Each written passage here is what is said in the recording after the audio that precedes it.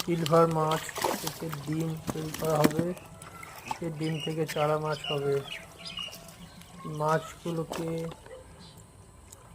ডিম ফাটানোর জন্য ইঞ্জেকশন দিয়ে রেডি করা হচ্ছে।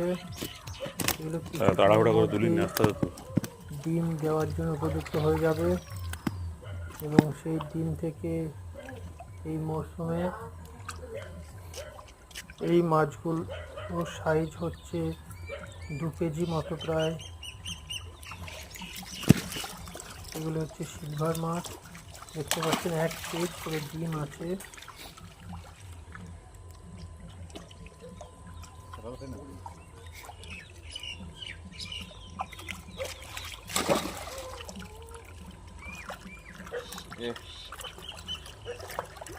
বেশি টিফিন না বুঝে রক্ত বেরাচ্ছে, পিঠটা এখানটা বেশি টিফিন না।